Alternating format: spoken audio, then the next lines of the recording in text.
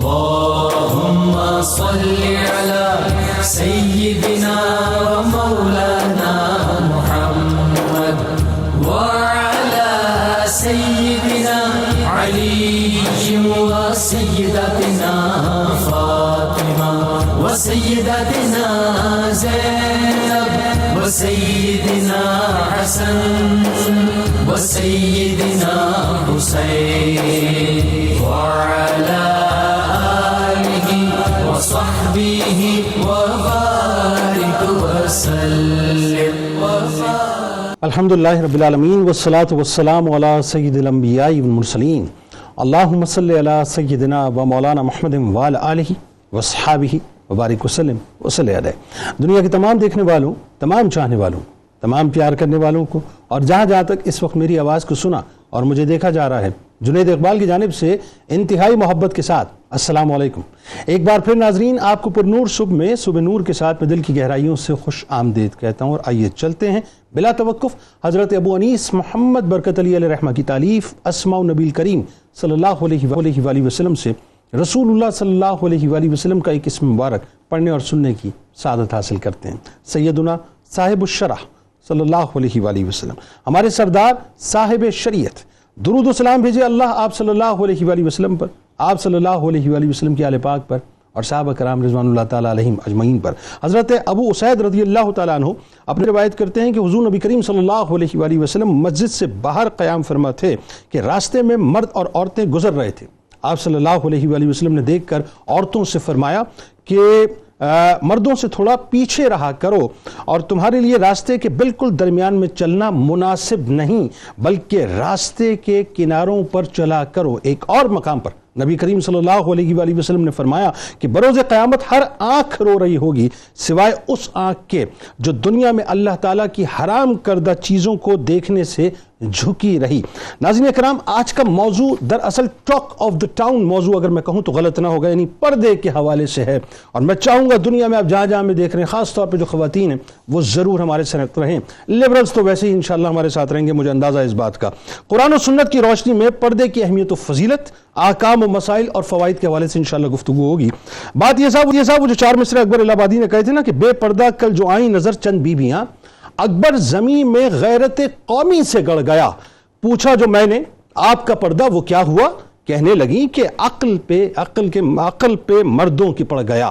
فطرت کا تقاضا ہے ناظرین کہ ہر قیمتی چیز ملفوف ہوتی ہے، اسے لوگوں کی نظروں سے بچایا جاتا ہے تاکہ اس کی قدر و قیمت میں کمی نہ ہو۔ یہی وجہ ہے کہ جو چیزیں دکان پہ کھلی رکھی جاتی ہیں اس پر مکھیاں بھن بھناتی ہیں، اور جو اشیاء ملفوف ہوتی ہیں وہ مکھیوں اور کیڑے مکوڑوں سے مکمل طور پر محفوظ ہوا کرتی ہیں۔ ناظرین کرام، بات یہ ہے کہ عورت کی سب سے بڑی دولت اس کی حیا ہے، بلکہ عورت کا دوسرا نام ہی حیا ہے۔ یہ بات کرے تو مجھے دقیانوس کہہ کر یہ تصور کیا جاتا ہے کہ پردہ تو بنیادی طور پر یہ کہا جاتا ہے کہ پردہ تو بنیادی طور پر نگاہوں کا ہوتا ہے، پردہ تو سوچ کا ہوا کرتا ہے، پردہ تو انسان کے اندر ہوتا ہے۔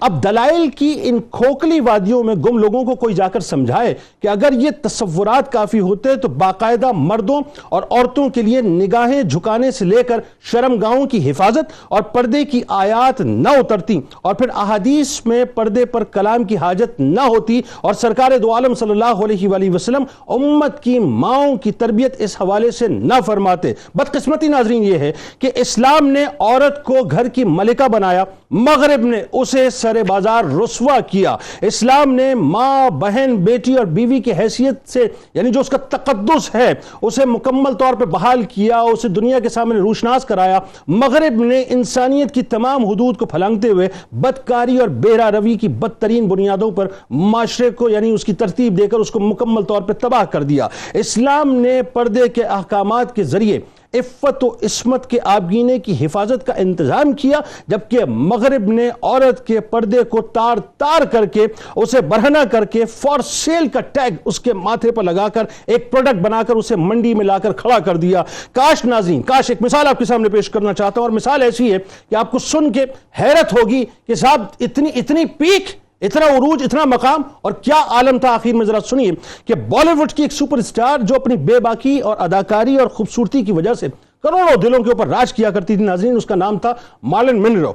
1962 میں صرف 36 برس کی عمر میں خودکشی اس نے کی تھی، اور اس نے جو آخری تحریر اپنی لکھی تھی ناظرین، انتہائی عبرتناک تحریر ہے، ذرا سنیے۔ وہ کہتی ہے کہ شہرت سے بچو، گلیمر کی دنیا سے بچو، میں روئے زمین پر سب سے زیادہ بدنصیب عورت ہوں، میں ماں نہ بن سکی، میں ایسی عورت ہوں جو گھر بار کو ترجیح دیتی ہوں، معزز خاندانی زندگی ہر چیز سے افضل ہے، عورت کی حقیقی سعادت پاکیزہ شریف خاندانی زندگی میں ہے، بلکہ یہ گھریلو زندگی عورت کی ہی سعادت نہیں بلکہ تمام انسانیت کی سعادت ہے۔ یہ صرف ناظرین مارلن منرو جیسی ٹاپ کلاس اداکارہ کی کہانی نہیں ہے، بلکہ بے پردگی کی گھاٹیوں میں غرق، مادر پدر آزادی کی دل دادا، شہرت کی اندھیری گلیوں میں پھٹکنے والی اکثر خواتین کا جلد یا بدیر یہی انجام ہوتا ہے۔ ناظرین کرام، بے پردگی فحاشی اور اوریانی کو بنیادی طور پر جنم دیا کرتی ہے، بلکہ یہی فحاشی شہوت کا بیج بو کر فتنے کی فصل کو اگایا کرتی ہے۔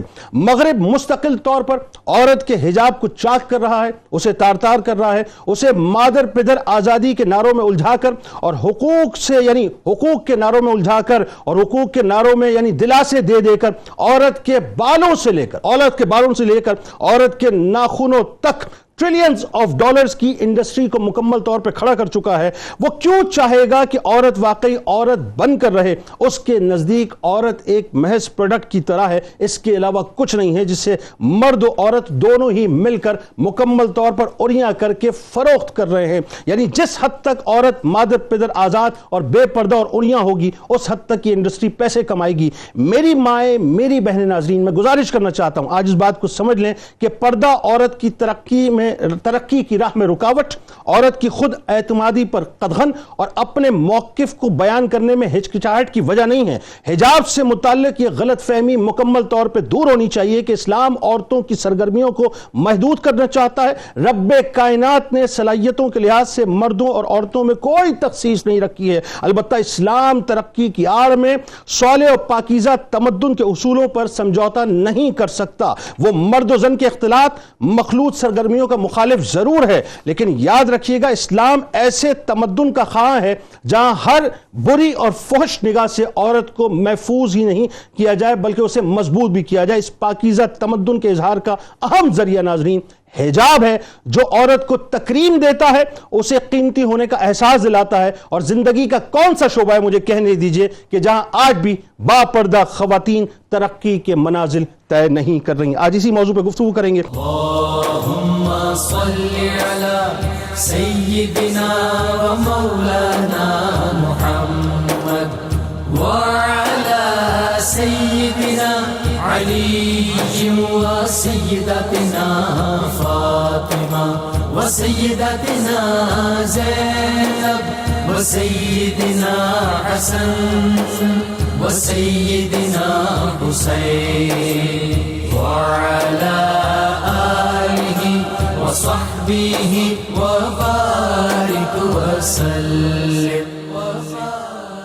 اللہم صلی علی سیدنا و مولانا محمد وعلی سیدنا علی و سیدتنا فاطمہ و سیدتنا زینب و سیدنا حسن و سیدنا حسین وعلی آلہ وصحبہ وبارک وسلم۔ قرآن پاک پردے کی جو اہمیت بیان کرتا ہے، اس کی فضیلت بیان کرتا ہے، یہاں سے شروع کیجیے۔ بسم اللہ الرحمن الرحیم۔ حجاب عورت کی عصمت، عزت اور بالخصوص اس کی عظمت کا حصار ہے اور اس کے لیے قلعہ ہے۔ قرآن مجید میں اللہ تبارک و تعالی نے متعدد مقامات پر حجاب کے احکامات بیان فرمائے ہیں، اور قرآن مجید میں اس کے لیے جو لفظ استعمال ہوا ہے وہ حجاب کا ہی لفظ استعمال ہوا ہے۔ ہمارے ہاں اکثر لوگ یہ سوال کرتے ہیں کہ جناب یہ حجاب کا ذکر کہاں ہوا؟ تو قرآن مجید کی ان آیات مقدسہ کو سماعت کیجئے تاکہ معلوم ہو سکے کہ یہ کسی عالم کا، کسی پیر اور شیخ کا بیان کردہ مسئلہ نہیں ہے، بلکہ یہ وہ احکامات ہیں جو قرآن مجید میں اللہ تبارک و تعالی نے خود نازل فرمائے۔ سورہ مریم کی آیت نمبر 17 میں اللہ تبارک و تعالی نے ارشاد فرمایا فَاتَّخَذَتْ مِن دُونِهِمْ حِجَابًا، حضرت سیدہ طاہرہ مریم علیہ السلام فرمایا کہ وہ مردوں سے حجاب میں چلی گئیں۔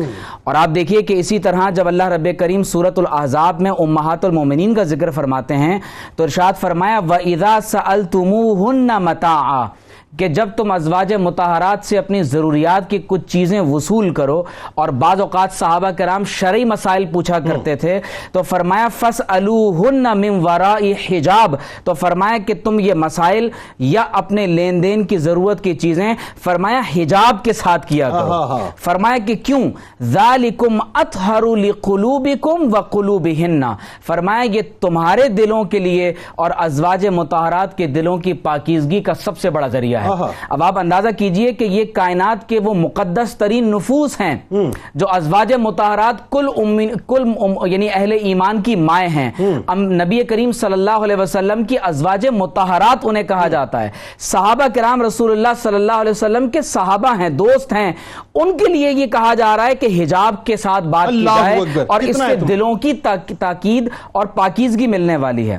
اسی طرح قرآن مجید میں سورۃ الاحزاب میں ہی آیت نمبر 59 میں اللہ تعالیٰ نے فرمایا کہ یا ایھا النبی قل لازواجک وبناتک ونساء المؤمنین، خواتین کو اپنا مرکز اور محور اور اپنا رول ماڈل حضرت سیدہ فاطمہ الزہرا کو بنانا چاہیے، سبحان اللہ، کہ جن کے بارے میں آتا ہے کہ ان کے لباس کو کسی نامحرم مرد نے اپنی زندگی میں نہیں دیکھا۔ اللہ اکبر۔ پھر آپ دیکھیے کہ امہات المومنین حضور علیہ السلام کی شہزادیاں اور تمام اہل ایمان کی اس زمانے کی عورتوں کو حکم دیا جا رہا ہے کہ یدنین علیہن من جلابیبہن، فرمایا کہ وہ اپنی چادروں کو اپنے گریبانوں پر ڈال کر اپنے سینوں کو ڈھانک کر رکھا کریں۔ یہ قرآن مجید کا صریح حکم ہے۔ اور پھر اللہ تعالیٰ نے سورۃ النور میں مسلسل 3 سے 4 آیات ایسی ہیں جس میں بہت واضح طور پر یہ احکامات بیان فرما دی۔ فرمایا آیت نمبر 30 اور 31 آیت نمبر 30 اور 31 میں فرمایا، آیت نمبر 27 میں اللہ نے فرمایا کہ یا ایھا الذین آمنوا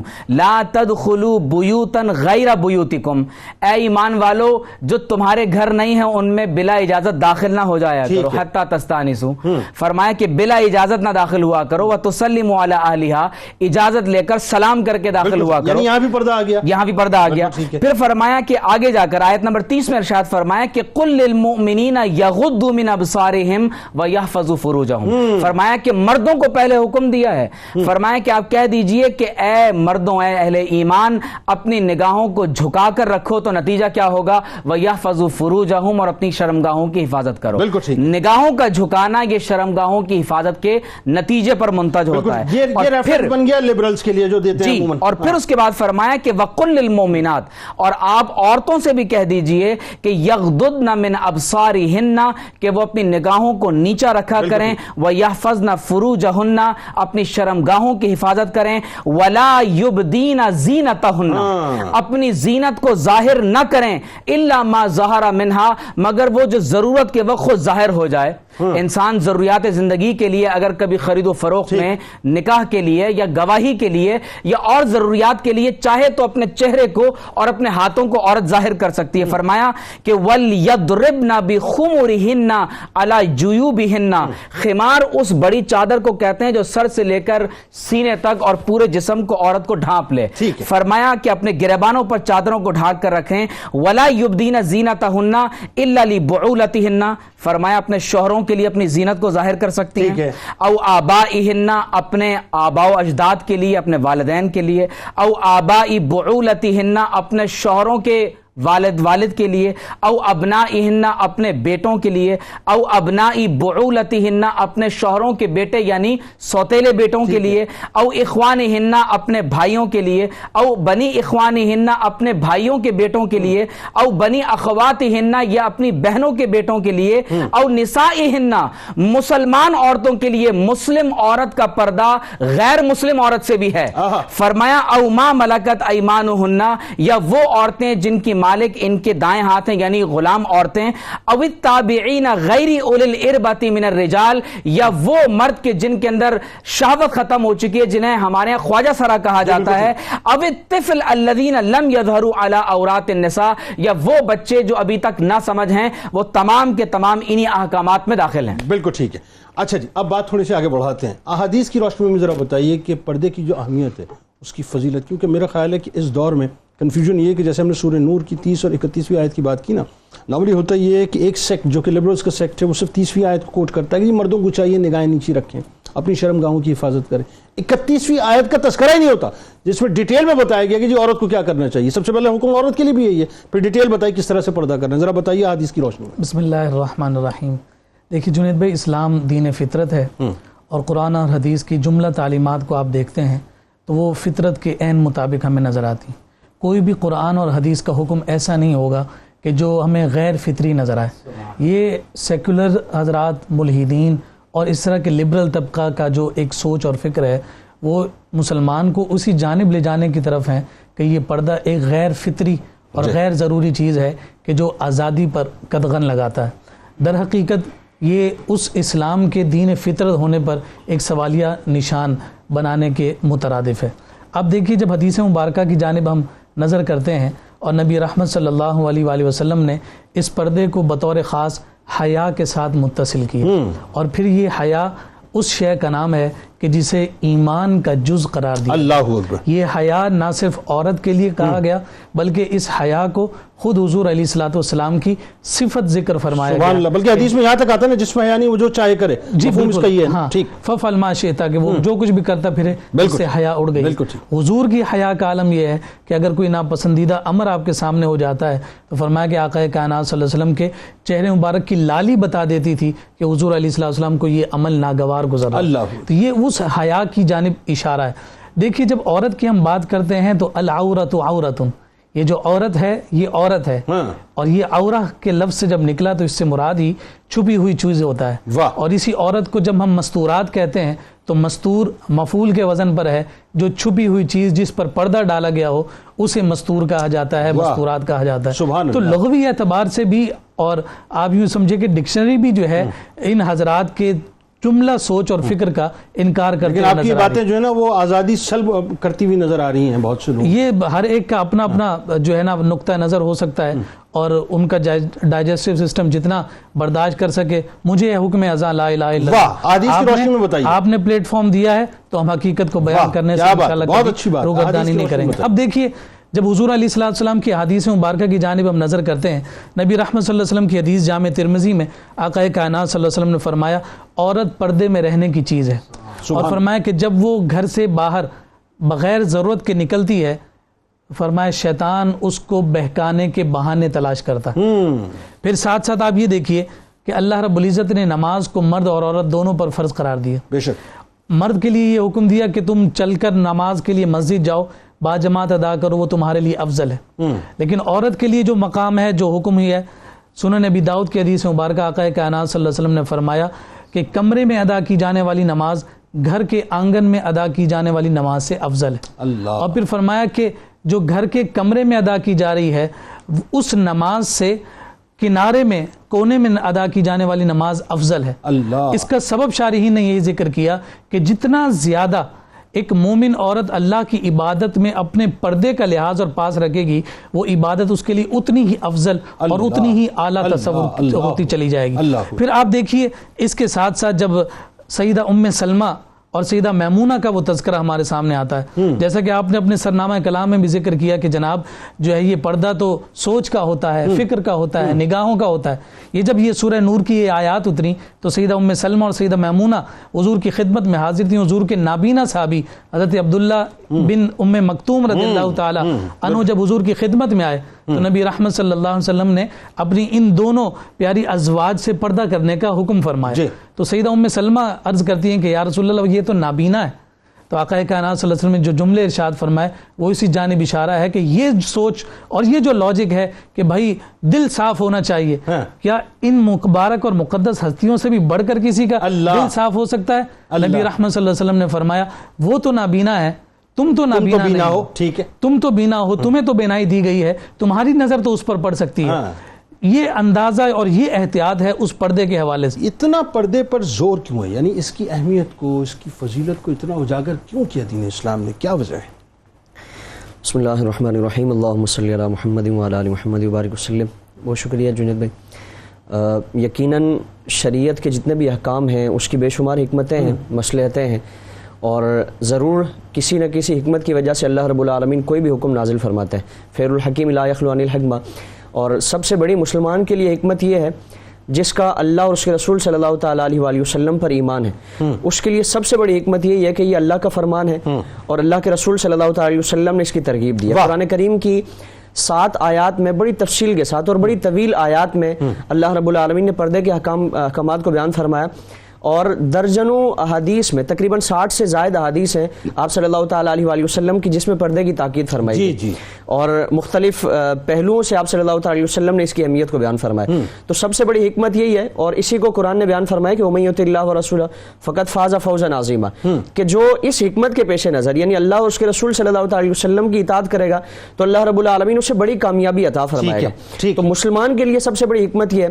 پھر اس کے بعد شریعت کا یہ مزاج ہے کہ صرف گناہ سے روکا نہیں جاتا بلکہ اس گناہ کی طرف جانے والے جتنے بھی راستے ہیں ان کو بند کیا جاتا ہے، بالکل ٹھیک، تاکہ یعنی اس راستے پر ہی نہ چلے جو برائی کی طرف جانے والا ہے، جو گناہ کی طرف لے جانے والا ہے، جس راستے پر چل کر اللہ رب العالمین کی نافرمانی ہوگی.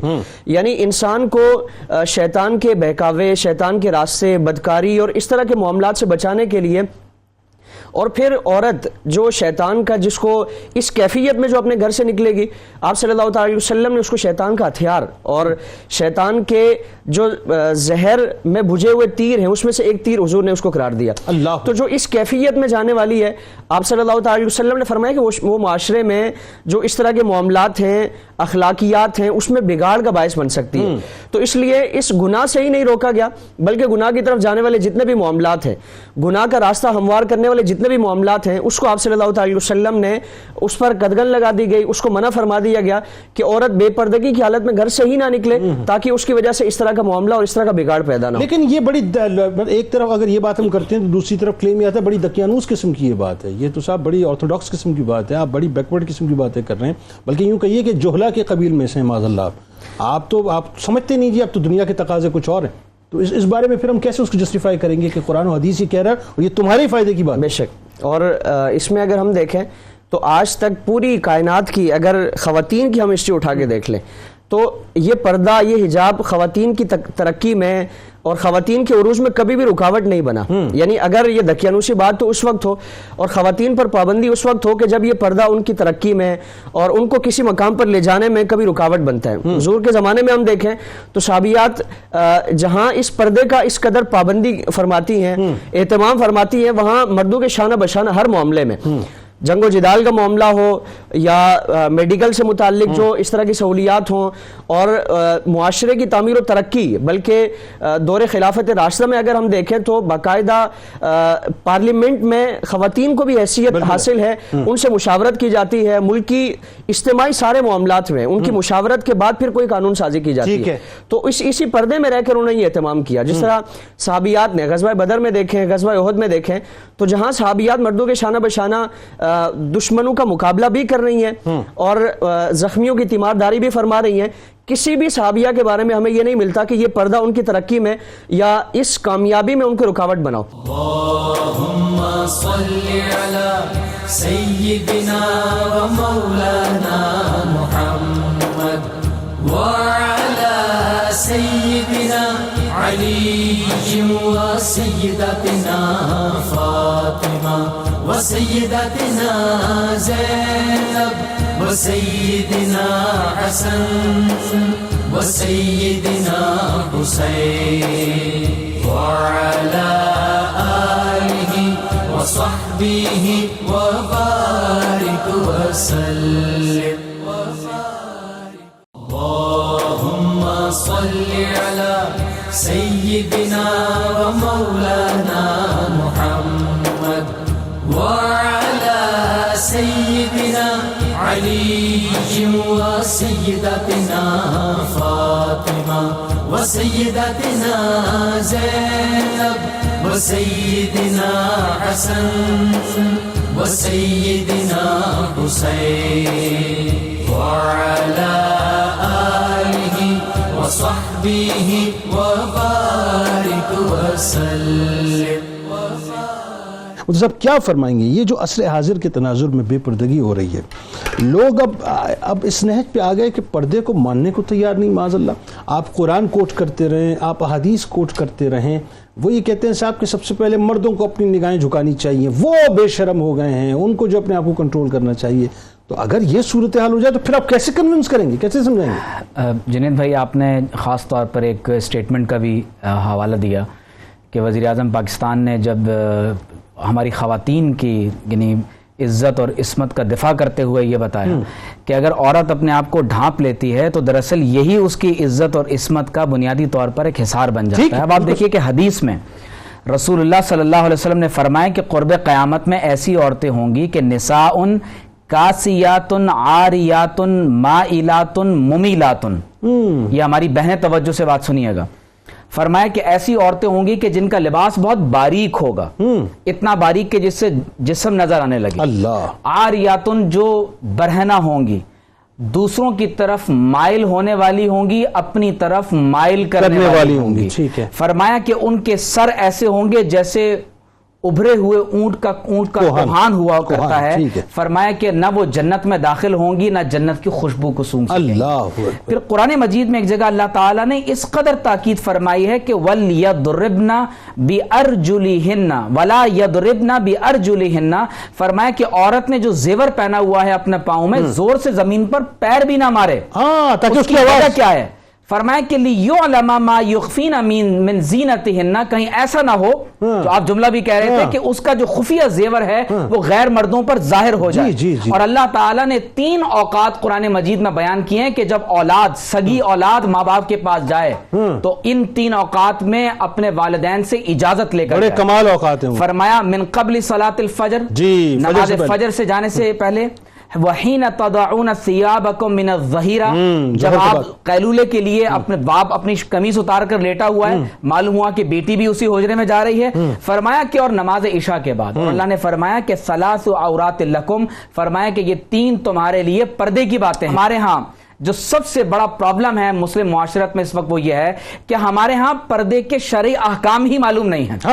جبکہ 4 قسم کا پردہ ہے جو احادیث میں بیان ہے. بتائیے. مردوں کا مردوں سے پردہ، عورتوں کا عورتوں سے پردہ، عورت کا مرد سے پردہ اور مرد کا عورت سے پردہ. اچھا. آپ دیکھیے کہ مردوں کا مردوں سے پردہ کیا ہے. ہمارے ہاں نعوذ باللہ من ذالک بعض اوقات ایک دوسرے کو اپنی شرمگاہیں دکھائی جاتی ہیں. حضور علیہ السلام نے فرمایا کہ جو شخص اپنی شرمگاہ کسی کو دکھائے یا کسی کی شرمگاہ دیکھے، فرمایا اللہ تبارک و تعالی ایسے لوگوں پر لعنت فرمائے. اللہ اکبر. ہمارے شارٹس پہن کے گھومنا تو بڑی عام سی بات ہے. اور گھروں کے اندر گھوم رہے ہیں. اور حضور علیہ السلام گرمی کے موقع پہ جی گرمی بہت ہے جی، مطلب گرمی بہت اس وقت ہو رہی ہے. اور جنید بھائی جس بات کی طرف آپ اشارہ کر رہے ہیں، دیکھیے کہ اپنی بہن بیٹی کے سامنے شارٹس پہن کے گھوم رہے ہیں. اور جبکہ یہ سطر چھپانا فرض ہے. فرض ہے. اور حدیث میں آتا ہے کہ مرد کا جو سطر ہے وہ ناف سے لے کر گھٹنوں تک ہے. اور حضور علیہ السلام نے جب ایک صحابی کو دیکھا کہ ان کی ران سے پردہ ہٹا ہوا تھا تو حضور علیہ السلام نے فرمایا کہ الفخذ عورۃ. فرمایا کہ یہ ران پردے میں سے ہے. اسی طرح سے وہ یعنی بیریش نوجوان کہ جسے دیکھ کر نعوذ باللہ من ذالک کسی کے قلب و ذہن کے اندر ایک برا خیال پیدا ہوتا ہو، ایسے لڑکے کو دیکھنا بھی مردوں کے لیے حرام ہے. یہ مردوں کا پردہ بیان ہو رہا ہے. اب عورتوں کو اسی طرح مردوں کو منع کیا گیا ہے کہ وہ ایک ہی کپڑے کے اندر لپٹ کر سوئیں، اور یہی حکم عورتوں کے لیے ہے. مسلمان عورت کے لیے حکم یہ ہے کہ المرأۃ عورۃ. عورت پوری حجاب ہے، پورا پردہ ہے. اور حضور علیہ الصلوۃ والسلام نے عورت کے لیے یہ حکم بیان فرمایا ہے کہ وہ اپنے پورے بدن کو چھپا کر رکھے ماں سوا چہرے اور اس کے ہاتھوں کے. اچھا یہ ایک الگ ڈیبیٹ ہے. اس میں ذرا یہ بھی وضاحت کر دیجئے. اب حجاب کی جب بات ہوتی ہے، کچھ لوگ کہتے ہیں صاحب کہ پورا جو ہے وہ عورت کو ڈھپا ہوا ہونا چاہیے. کچھ کہتے ہیں صاحب کہ آپ چہرہ کھلا رکھیں، آپ ہاتھ کھلے رکھیں، آپ پاؤں کھلے رکھیں، کوئی مسئلہ نہیں ہے. کچھ کہتے ہیں جی کہ ٹھیک ہے جی آپ کو برقع پہننے کی ضرورت نہیں ہے، آپ جو سمپل ایک اسکارف کر لیا کریں، یہ بھی آپ کا پردہ ہو گیا.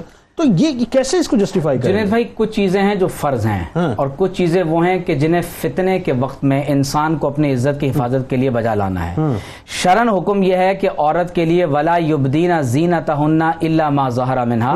تو ضرورت کے لیے اگر وہ اپنے چہرے اور اپنے ہاتھوں کو کھول لیتی ہے تو یہ شرعن گناہ کا کام نہیں ہے، وہ عورت گناہ گار نہیں ہوگی. ٹھیک ہے. لیکن اگر کہیں فتنے میں پڑنے کا خوف ہے، اس کو معلوم ہے کہ میرا چہرہ کھولنے سے میری طرف نعوذ باللہ بدکار مرد مائل ہو سکتے ہیں اور میں فتنے میں پڑ سکتی ہوں, تو ایسی عورت کو چاہیے کہ پھر شرعی طور پر اپنے چہرے کی بھی حفاظت کرے. پھر آپ دیکھیے کہ خاص طور پر اس میں ایک بہت امپورٹنٹ بات یہ ہے کہ بعض اوقات عورتیں بھی عورتوں کے سامنے بے لباس ہو جاتی ہیں. عورت کے لیے لازم ہے کہ وہ اپنے جسم کی حفاظت کرے اور خاص طور پر غیر مسلم عورتوں سے حفاظت کرے اور بے حیا عورتوں سے بھی اپنے جسم کی حفاظت کرے. اور پھر اس میں ایک اور امپورٹنٹ بات یہ ہے کہ ہمارے ہاں بعض اوقات عورتیں جب مردوں کی طرف نظر کرتی ہیں تو اس میں بھی بہت اہم بات یہ ہے کہ حضور علیہ الصلوۃ والسلام نے اس بات سے سختی کے ساتھ منع فرمایا ہے کہ کوئی عورت برے خیال سے کسی مرد کی طرف بھی دیکھے. تو میں یہ سمجھتا ہوں کہ اگر ان تمام تر باتوں کو ہم کنکلوڈ کریں تو قرآن مجید کی ایک آیت حجاب کے بارے میں ایک ایسا حکم ہے کہ جو ہمیں ہمیشہ کے لیے راہ ہدایت دکھا دیتا ہے. حضور اللہ تعالیٰ نے فرمایا کہ ان السمع والبصر والفؤاد, فرمایا کہ تمہارے کان, تمہاری آنکھیں اور تمہارا دل, فرمایا کل اولئک کان عنہ مسئولا, فرمایا کل قیامت کے دن اللہ کی بارگاہ میں ہر چیز کے بارے میں سوال کیا جائے گا. حضور نے فرمایا کہ آنکھیں بھی زنا کرتی ہیں, کان بھی زنا کرتے ہیں, دل کے اندر بھی زنا کا ارتکاب کیا جاتا ہے. تو اگر ہم صرف یہ سمجھ لیں کہ ان تمام تر مادر پدر آزاد لوگوں کو چھوڑ دیں, صرف یہ سمجھ لیں کہ یہ حواس اللہ کی امانت ہے اور اس کے بارے میں سوال کیا جائے گا تو یہ مسئلہ حل. اچھا, ایک علامہ صاحب مسئلہ یہ بھی پیدا ہو گیا آج, اگر کسی سے بات کی جائے, جیسے میں نے اپنی ابتدائی میں بھی بات کی کہ آپ کسی سے کہیں پردہ, آپ کسی سے کہیں حجاب, وہ کہیں جی دل کا پردہ ہوتا ہے, آنکھوں کا پردہ ہوتا ہے, اپنی نگاہیں نیچے رکھو, روح کا پردہ ہوتا ہے, اندر سے انسان کے پردہ ہونا چاہیے. بلکہ اب تو میں آپ کو بتاؤں خواتین کے حق میں مرد کھڑے ہو کے اس بات کو, ایون ان کے شوہر خود جسٹیفائی کر رہے ہوتے ہیں کہ جی زیادہ تلقین نہ کیجیے, ہمیں پتہ ہے ہماری بیوی کیا ہے, بڑا یقین ہے ہمیں کہ اندر سے بہت پاک باز عورت ہے. تو جو پردہ اسلامی تہذیب اور معاشرت کی اور اس کی جو تمدن کی بھی علامت ہو, مطلب اسلامی علامت تو ہے لیکن ساتھ ساتھ جو آپ کی تہذیب اور تمدن کی بھی علامت ہو, اس کے بارے میں اگر یہ گفتگو ہو تو پھر تو ختم ہو گئی بات. بسم اللہ الرحمن الرحیم. دیکھیے جنید بھائی, آپ ایک دائرانہ نگاہ ڈالیں دنیا میں بسنے والی ساری اقوام کی طرف. ہر قوم اپنی تہذیب, اپنی ثقافت اور اپنی تمدن کو برقرار رکھنے کے لیے ایڑی چوٹی کا زور لگا رہی. لیکن المیہ یہ ہے کہ یہ مسلمان قوم اپنی تہذیب اور تمدن جو ہے اغیار کے ہاتھوں بیچ چکی ہے, اور اسی کی جو پہچان, جو شناخت اور علامت ہے, اسی تہذیب کی اس پہچان اور شناخت علامت کے خلاف جو ہے وہ علم بغاوت بلند کیے ہوئے نظر آ رہی. اور آپ کی بات میں بالکل یقیناً ایک بڑی کرخت جو ہے نا, وہ یوں سمجھیے کہ کیفیت ہے کہ شوہر اپنی عورتوں کو بے پردہ کرنے کے لیے ان کے ساتھ جو ہے وہ میدان عمل میں نکلے ہوئے ہیں, اور یہ ان کی آزادی کے خلاف بات تصور کی جا رہی ہے. یہ عورت تو حضرت وہ ہے کہ اس پر ایک وقت وہ بھی آیا کہ جب اسے انسان کی قبیل سے بھی ماننے سے انکار کر دیا. بالکل ایسا ہے. افلاطون نے کہا تھا کہ یہ انسان نہیں لیکن انسان کی ضروریات اور اس کی تسکین کے لیے ایک مخلوق ہے. جی جی جی. اور پھر ایک دور وہ بھی ہے کہ یہی عورت ہے کہ جسے بازاروں میں بیچا بھی جا رہا ہے, بالکل ایسا, زندہ درگور بھی کیا جا رہا ہے. وہ بھی ایک وقت عورت پر گزرا ہے, لیکن اس کے بعد نبی رحمت صلی اللہ علیہ وسلم نے جب عفت, عصمت اور طہارت کے مختلف ٹائٹل, کبھی بہن کی صورت میں, کبھی ماں کی صورت میں, کبھی بیوی کی صورت میں, کبھی بیٹی کی صورت میں, مراتب بلند فرمائے. وہی عورت جو بازار میں بکتی تھی, جب اسے ماں کا درجہ ملا تو جنت کو کھینچ کر ماں کے قدموں کی طرح رکھ دیا. الجنت تحت اقدام الامہات. لیکن وہی دشمن جو کل اس عورت کو انسان ماننے سے انکاری تھا, آج بہروب تبدیل ہے, اس کا روپ تبدیل ہے, اس نے نقاب کچھ اور اوڑھ لیا ہے اور کچھ نئی لاجک لے کر آ گیا ہے کہ جناب یہ تمہاری آزادی پر قدغن ہے, یہ تمہیں دنیا میں ترقی سے روکنے کے لیے علماء کی, صاحبان علم کی, ملاؤں کی یہ باتیں ہیں. یقین جانیے جس معاشرے سے حیا اٹھ جاتی ہے, جس معاشرے سے پاکیزگی اٹھ جاتی ہے, پھر اس معاشرے میں نہ کوئی رشتہ برقرار رہتا ہے, نہ ہی کوئی خاندانی تصور برقرار رہتا ہے. یہ اگر اس کو آپ ابتدا کہیں گے تو انتہا جو ہے انتہائی خطرناک ہوگی کہ نہ پھر باپ کو پتا ہوگا میری اولاد کون ہے, نہ پھر اولاد کو پتا ہوگا میرا باپ کون ہے, نہ بھائیوں کو اپنی بہنوں کی عفت اور عصمت کا کوئی لحاظ اور پاس. اللهم صل على سيدنا ومولانا محمد وعلى سيدنا علي وسيدتنا فاطمة وسيدتنا زينب وسيدنا حسن وسيدنا حسين وعلى وصحبه وبارك وسلم اللهم صل على سيدنا ومولانا محمد وعلى سيدنا علي وسيدتنا فاطمة وسيدتنا زينب وسيدنا حسن وسيدنا حسين وعلى آله وصحبه وبارك وسلم. ایک بات اور علامہ صاحب آخر میں، اب اگر میں یہ آپ سے سوال کروں، اب دیکھیں یہ سوال کرتے ہوئے بھی مجھے بڑا عجیب سا محسوس، پردے کے فوائد، لوگ جب اس بات کو ہی سننا نہیں چاہتے کہ پردہ کیا اس کو تسلیم نہیں کرنا چاہتے، تو پردے کے فوائد آپ کیسے بتائیں گے لوگوں کو؟ ذرا یہ سمجھائیے کہ اس سے دین، دنیا، قبر و آخرت کی کتنی بھلائی ہیں. بسم اللہ الرحمن الرحیم. جنید بھائی، سب سے پہلے تو یہ کہ جتنی بھی ہماری گفتگو ہے قرآن و سنت کی تعلیمات ان لوگوں کے لیے ہیں جو قرآن و سنت پر عقیدہ رکھنے والے ہیں، ایمان رکھنے والے ہیں. جو مسلمان ہے اس کا ایمان ہونا چاہیے کہ میں قرآن و سنت کے آگے میری کوئی بات نہیں ہے اور میرے لیے حرف آخر ہے، دلیل و حجت ہے. لیکن ایک بات تو ضرور ہے نا، ہمیں اس بات کا بھی اس نظر رکھنا چاہیے ساتھ ساتھ کہ جو بہکے ہوئے لوگ ہیں، ہمارا مقصد یہ کہ ان کو بھی ان کے لیے بھی دعا کریں، ان کو اصل پیغام دیں کہ صاحب تم ڈیویٹ کر گئے ہو لیکن آ جاؤ اس راستے میں، اصل فلاح کا راستہ تو یہ ہے. ہمارا تو کام یہ ہے نا بنیادی طور پہ. جی، قرآن کریم میں جہاں پردے سے متعلق تاکید فرمائی گئی تو یہ اس کو دقیانوسی نہیں بلکہ بے پردگی کو دقیانوسی قرار دیا گیا. فرمایا کہ ولا تبرجن تبرج الجاہلیہ، یعنی جاہلیت میں جو عورتیں بے پردگی کے ساتھ اپنی زیبائش و آرائش کو لوگوں کے سامنے ظاہر کر کے اپنے حسن کی داد و تحسین وصول کیا کرتی تھی، فرمایا کہ یہ دقیانوسی خیال ہے. یہ ایک وہ زمانہ جاہلیت کی خواتین کا یہ رویہ ہے، تم ان کی طرح نہ اپنانا. یعنی تمہارا عمل یہ ہونا چاہیے کہ جب تم باہر نکلو تو یا النبی کل ازواجی کا و بناتی کا و نساء المؤمنین یدنین علیہن من جلابیبہن، یعنی اگر ضرورت کی وجہ سے باہر نکلنا بھی پڑے تو اپنے چہرے پر اپنی چادروں کا کچھ حصہ ڈال لیں. یعنی اپنے وجود کو اس طرح ڈھانپ کر باہر نکلے کہ کسی کی بری نظر تمہاری عفت و پارسائی کو وہ داغدار نہ کر سکے. تو سب سے جو بڑی وجہ جس کو قرآن نے بیان فرمایا کہ ذالک ادنیٰ ان یعرفن فلا یؤذین، کہ اگر تم پہچانی جاؤ گی اس وجہ سے، یعنی تمہیں اس کیفیت میں تمہیں کوئی بھی دیکھے گا تو اس کا فائدہ یہ ہے کہ تم پہچان لی جاؤ گے اور تمہیں تکلیف نہیں دی جائے گی، تمہیں ایذا نہیں دی جائے گی. یعنی لوگوں کی ہوس زدہ نظریں وہ تمہارا پیچھا نہیں کریں گے. اور آج ہم بے شمار اس طرح کی ویڈیوز، جس طرح آج سوشل میڈیا کا زمانہ ہے، ایک ویڈیو بڑی آج کل وائرل ہے کہ جس میں وہ خاتون ایک مرتبہ بے پردگی کے عالم میں نکلتی ہے اور لاکھوں ایسے افراد ہیں جہاں سے وہ گزرتی ہے وہ بری نظر سے اس کو کوئی آوازیں کستا ہے، کوئی اس طرح کی اشارے کرتا ہے، اور وہی خاتون جب پردے کی حالت میں اس کیفیت میں وہ نکلتی ہے اور انہی بازاروں کا، انہی شاہراہوں کا وہ چکر لگاتی ہے تو کوئی بھی بری نظر اس پہ نہیں ڈالتا. یعنی قرآن کا یہ فیصلہ ہے کہ ذالک ادنیٰ ان یعرفن فلا یؤذین. اور پھر دنیا اور آخرت کی کامیابی ہے. یعنی دیکھیں ہم دنیا میں اس کو عزت اور دنیا میں اس کے لیے ایک حیثیت دی جاتی ہے جو باپردہ خواتین ہیں، اور آخرت میں بھی اللہ رب العالمین کی بارگاہ میں عزت اور قدر و منزلت ہے. اچھا، اس میں جو جتنی باتیں آپ کر رہے ہیں اس میں فائدہ تو عورت ہی کا ہے نا؟ بے شک. عورت کی ڈگنیٹی، عورت کی تکریم، عورت کا وقار، عورت کی عزت، عورت کی مرتبت، یہ بات ہے. اور کیا اس میں ہے؟ اور عورت کی جب عزت اور قدر و منزلت ہے تو اس کی وجہ سے اس کے والدین ہیں، اس کے بہن بھائی ہیں، اس کی اولاد ہے، یعنی پورے معاشرے کی عزت اس کی وجہ سے ہے. اگر وہ اپنی عزت و پارسائی کو سنبھال کر رکھتی ہے تو صرف اس کی عزت نہیں بلکہ اس کی وجہ سے پورے خاندان کی عزت ہے جو اللہ رب العالمین نے اس پردے میں پہنا رکھی ہے. ہم ازواج مطہرات کا معاملہ دیکھیں، جب پردے کے احکام نازل ہو رہے ہیں، حضرت سودا بنت زمعہ رضی اللہ تبارک و تعالیٰ عنہا آپ گھر سے باہر نہیں نکلتی. آپ سے عرض کیا جاتا ہے کہ آپ حج کے لیے تشریف لے چلیں، آپ عمرے کے لیے تشریف لے چلیں، تو آپ نے فرمایا کہ نہیں، مجھ پر اللہ نے جو آج فرض فرمایا تھا میں نے اس کی ادائیگی کر لی ہے، اب میں بغیر کسی وجہ کے اپنے گھر سے نہیں نکلوں گی. یعنی ازواج مطہرات کا یہ معاملہ ہے.